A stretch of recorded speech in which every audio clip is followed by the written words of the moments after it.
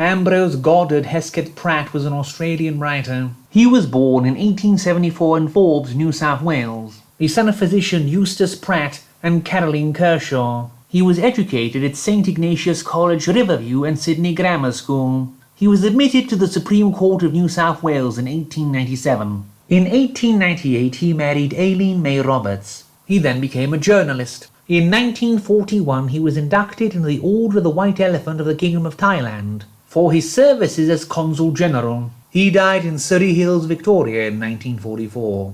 We will cover his 1910 The Living Mummy. Dr. Hugh Pinsent is busy on a small dig in Egypt when he is visited by the famous explorer Sir Robert Otley. He and his daughter May do need to borrow some of his local workmen to help Otley unearth the sarcophagus of Thames, priest of Amun-Ra at the time of Akhenaten. Otley discovered this sarcophagus following a bit of papyri which also informed him that the immured Egyptian expected to emerge therefrom alive after some 2,000 years. Sometime later, Miss Otley seeks Pinsent out in his own camp after their workmen rebelled and stole the treasure found in Thahmes's tomb. Next follows a sequence where he must nurse her father back to health, while both he and Miss Otley are menaced by the disembodied head of the dead Thames, who can also be seen whispering strange things to the unconscious Sir Robert. The dead man, now fitted with a body, tries to murder Pinsent outright several times. But eventually Sir Robert awakes and then works on the sarcophagus in secret after Pinsent discovered a hidden cavity that must surely contain the body of Thames himself. After Sir Robert wishes to get rid of Pinsent to a suspicious degree,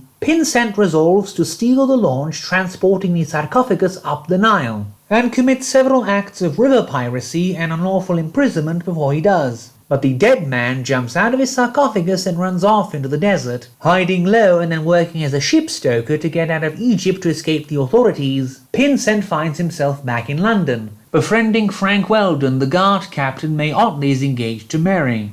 This includes pretending to have an eye ache and going to an eye doctor for a completely unnecessary eye exam as a form of entertainment.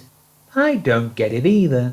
But then he gets warned someone will try to kill Captain Weldon, and Pinsent has a sword fight with an actual invisible man trying to do just that. But then it takes him several weeks to assume that when Weldon randomly falls onto a train, for no apparent reason, that the two might be connected. He finds May a virtual prisoner in her father's house, with her father's associate Dr. Belleville trying to force her to marry him. In trying to rescue her, which involves going to Calais and dressing up as an old man and coming right back, Pinsent is captured and held prisoner by Belleville, who makes him invisible and then actually convinces May that Pinsent is his own ghost and that she has to stab him, and she does. But after a lot of effort, the withered mummy of Thames frees Pinsent, and he and Belleville chase each other around the house while both are invisible. And then Pinsent throws Belleville in a vat of acid and the house burns down, with Pinsent marrying May now that her childhood friend and fiancé was conveniently run over by a train.